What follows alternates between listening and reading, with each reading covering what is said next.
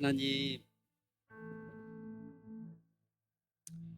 우리의 삶에 남겨지는 것, 호랑이는 죽으면 가죽을 남기고 사람은 죽으면 이름을 남긴다고 하지만 그리스도인은 하나님 부르시면 주님만 남게 되어지고 복음만 남게 되어지고 십자가만 남게 하여 주시옵소서. 우리의 발자취마다 남겨지는 것은 십자가가 되게 하시고 우리의 걸음마다 남겨지는 것은 주님이 되게 하시고 오직 주님만, 그 주님만으로 만족해 하고 주님만으로 채워지는 은혜가 있게 하여 주시옵소서. 주님 앞에 섰습니다.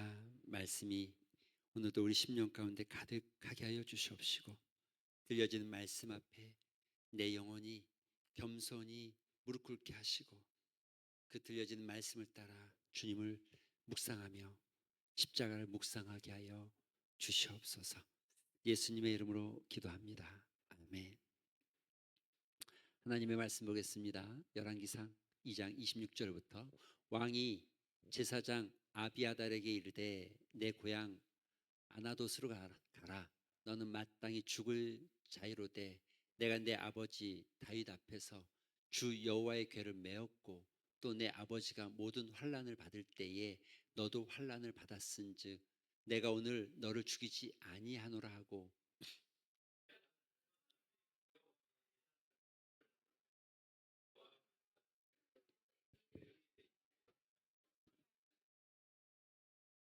그 소문이 요압에게 들림에 그가 여호와의 장막으로 도망하여 제단 뿔을 잡으니 이는 그가 다윗을 떠나 압살롬을 따르지 아니하였으나 아도니아를 따랐음이더라.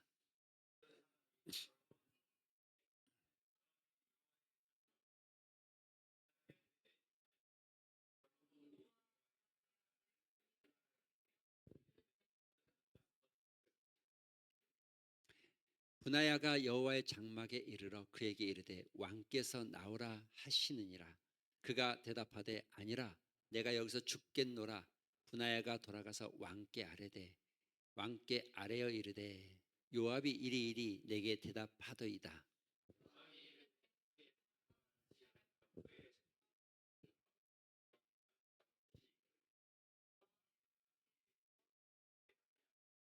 여호와께서 요압의 피를 그의 머리로 돌려 보내실 것은 그가 자기보다 의롭고 선한 두 사람을 쳤음이니 곧 이스라엘의 군사령관 네레 아들 아브넬과 유다 군사령관 에델의 아들 아마사를 칼로 죽였음이라. 이 일을 내 아버지 다윗은 알지 못하셨나니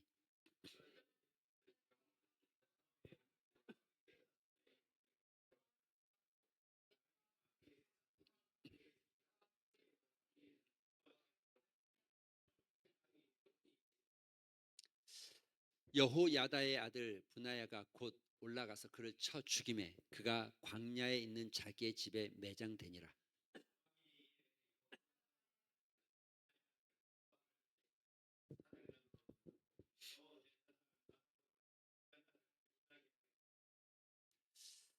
'너는 분명히 알라. 내가 나가서 기드론 시내를 건너는 날에는 반드시 죽임을 당하리니 내 피가 내 머리로 돌아가리라.'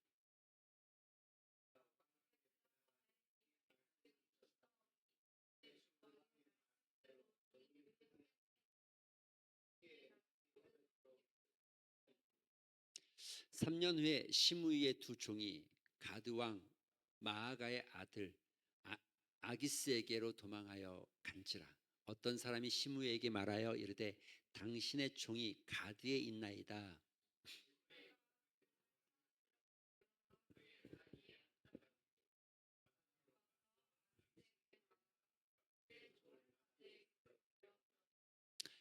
시므이가 예루살렘에서부터 가드에 갔다가 돌아온 일을 어떤 사람이 솔로몬에게 말한지라.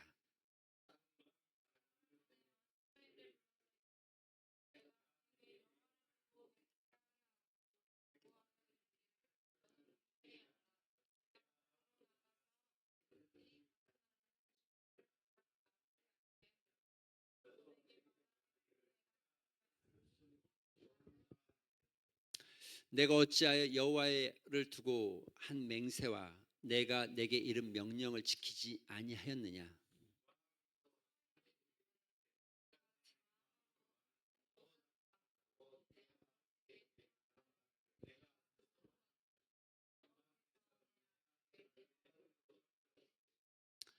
그러나 솔로몬 왕은 복을 받고 다윗의 왕위는 영원히 여호와 앞에서 견고히 서리라 하고.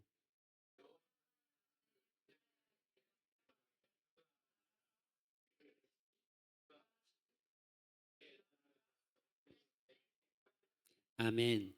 할렐루야. 옆 사람에게 우리 한번 인사할까요? 사랑합니다. 축복합니다. 어제 보고 오늘 보니 한번 따라 어제 보고 오늘 보니 또 좋네요. 아, 뭐 새벽에 나오시는 권사님들은 새벽에도 뵈고 뭐 그렇죠. 아, 여러분 오늘 본문에 보면 이렇게 표현하죠. 솔로몬의 손에 견고하여지다. 그의 나라가 견고하여지느니라. 45절에도 여호와 앞에서 견고히 섰다라고 되어 있습니다. 견고히 세워졌다. 우리가 바라는 모습 아니겠습니까? 내 삶이 견고히 세워지고 우리 교회가 견고히 세워지고 우리 가정이 견고히 세워지고 우리가 다 견고히 세워지기를 소망하는 마음들이 있죠. 할렐루야.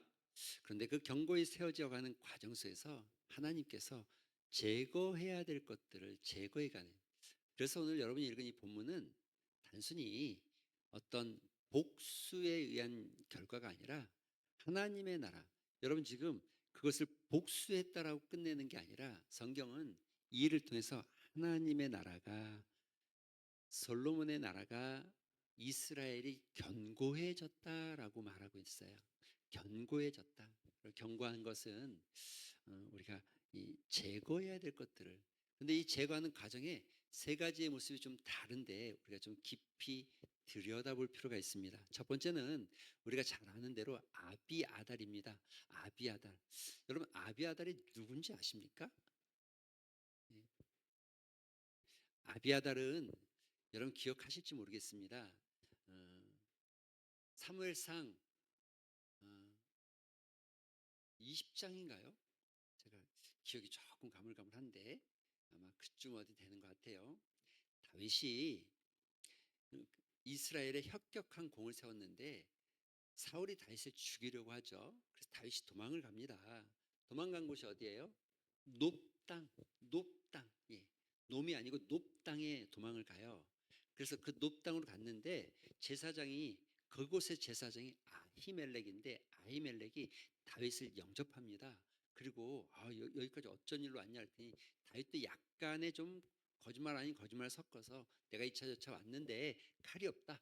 그러니 칼을 좀 달라 그러자 그, 그 골리앗을 무찔렀던 골리앗의 칼을 다윗에게 주고 다윗에게 떡과 먹을 것을 주고 환대해 줘요. 그 사건이 있죠. 그런데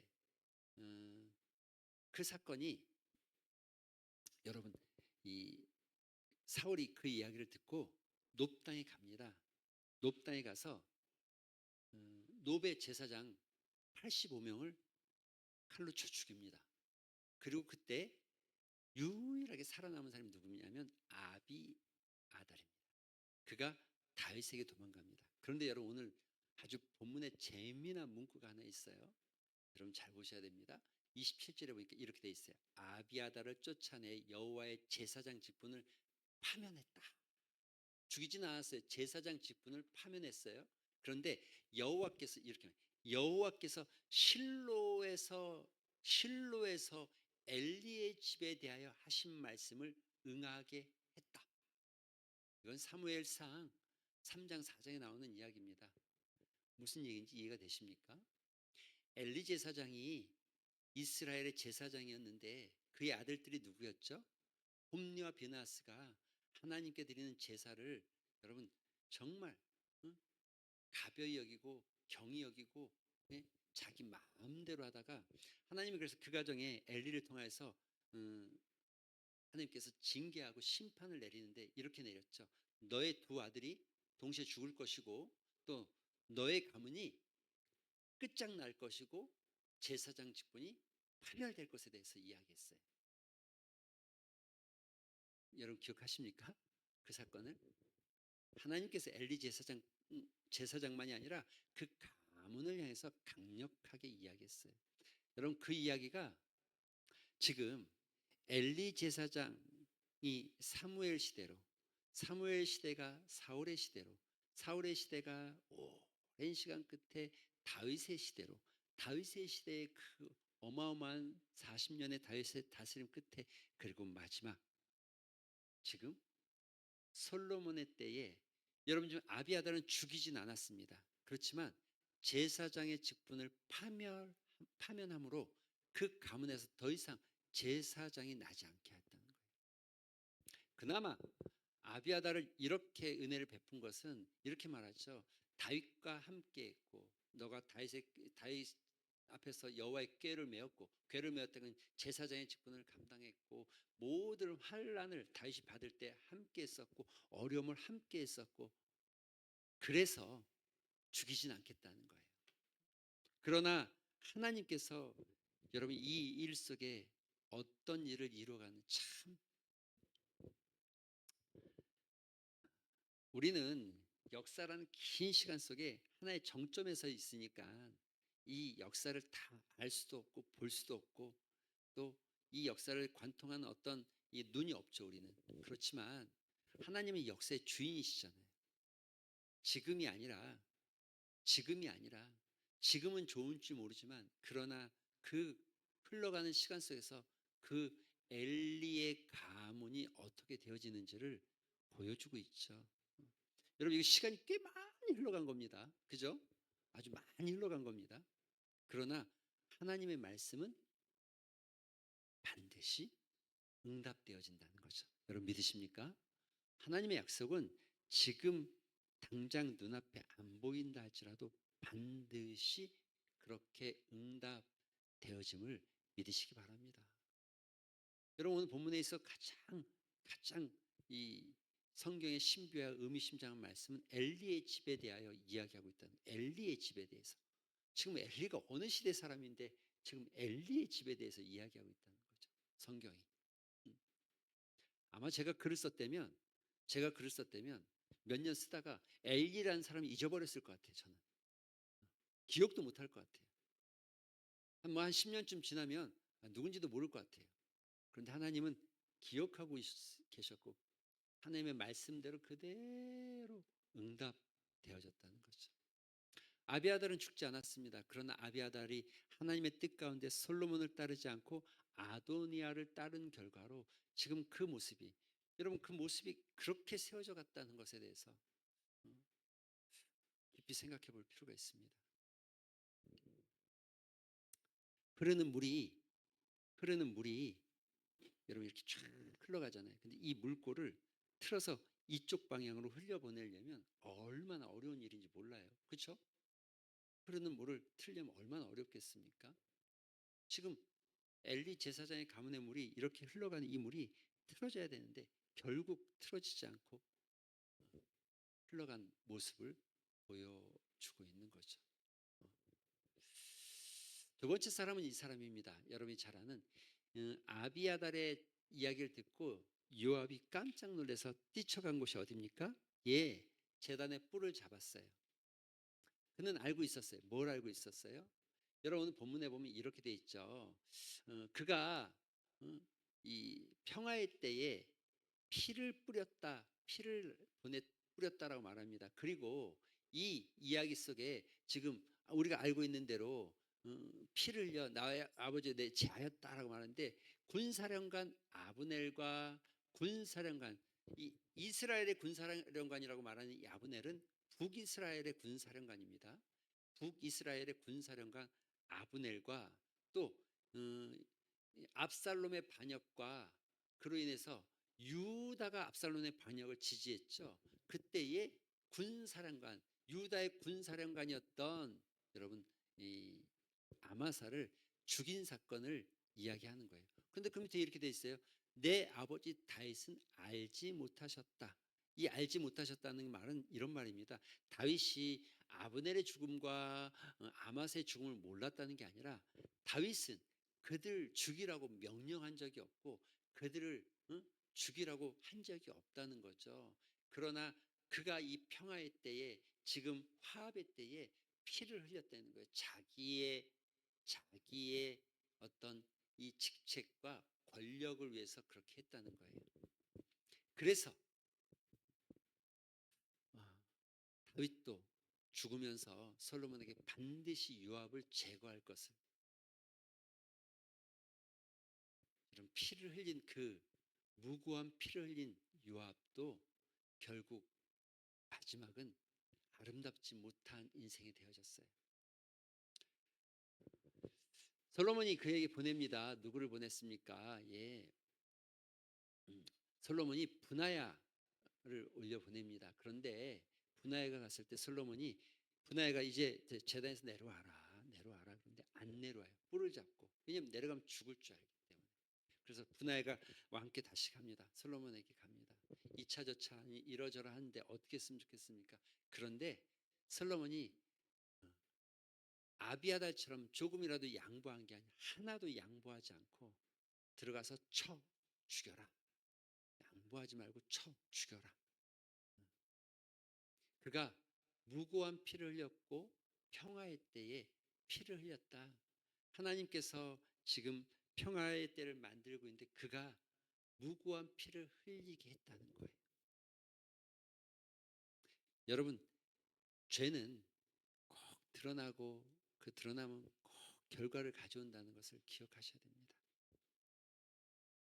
꼭 기억하셔야 됩니다.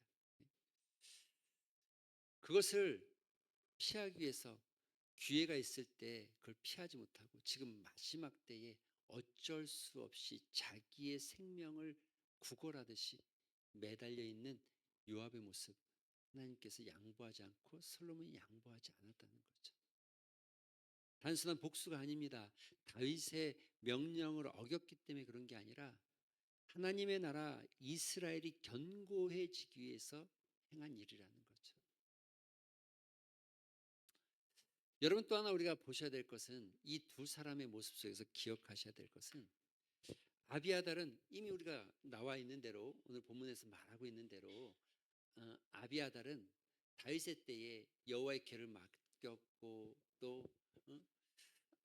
환난의 때에 함께 했었고 고난과 역경을 같이 했던 역전의 용사 같은 모습을 보여줍니다. 여러분, 요압도 마찬가지입니다.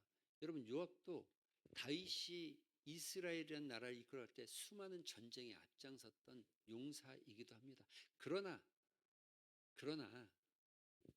여러분, 현재 그들이 솔로몬이 아니라 아도니아를 따라갔던 것, 아도니아를 따랐던 것에 대한, 그러니까 그들에게 기회가 있었음에도 불구하고 아도니아를 따랐던 것.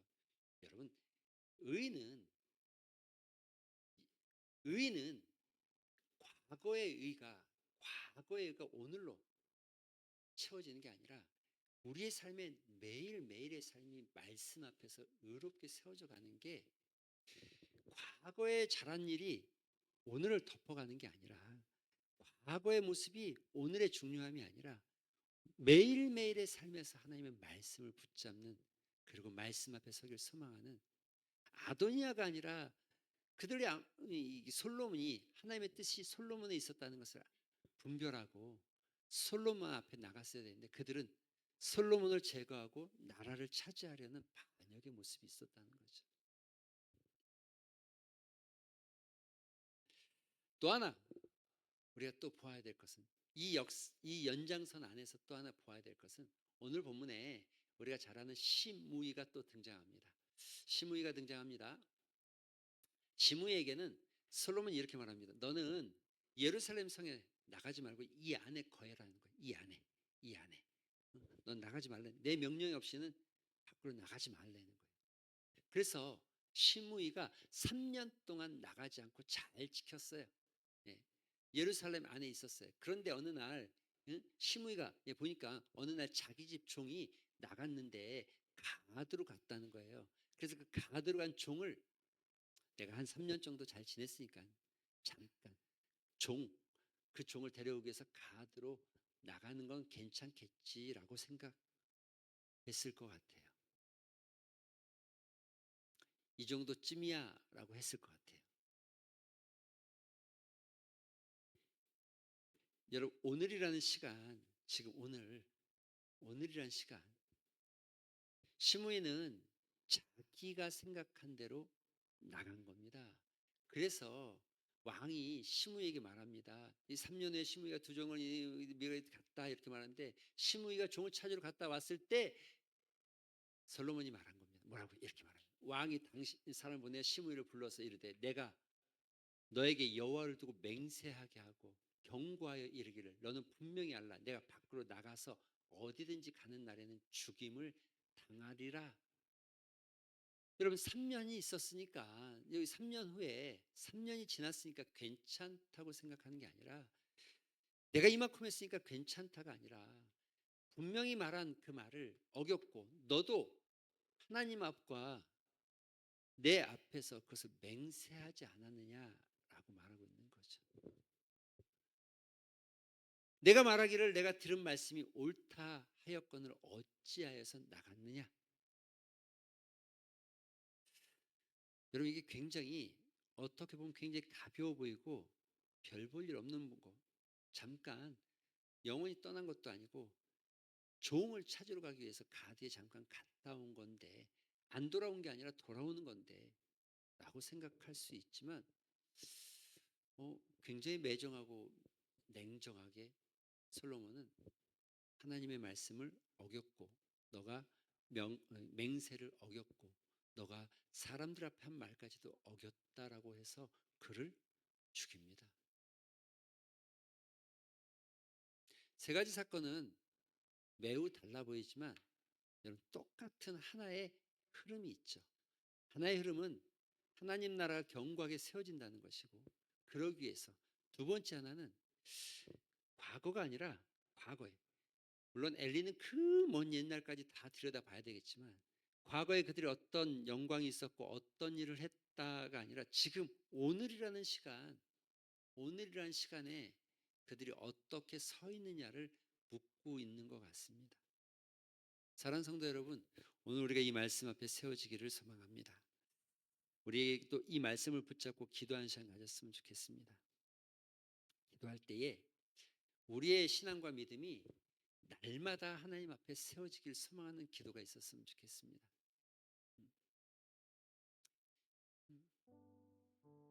어제의 모습이 아니라 오늘의 모습으로 또 하나님 앞에 나아갈 수 있기를, 또 내일의 모습으로 하나님 말씀을 붙잡게 되기를 소망하셨으면 좋겠습니다. 하나님, 이들처럼 하나님의 은혜를 알고 또 그들의 어떤 삶의 모습이, 과거의 수많은 수고가 오늘의 이 가벼움으로 연결되어지고, 또 주님 앞에서 오늘 겸손하게 서지 못하는 이유가 되지 않게 하시고, 우리의 삶의 오늘을 주님 앞에 드리는 삶이 되게 하여 주시옵소서. 두 번째, 여러분 같이 기도할 때에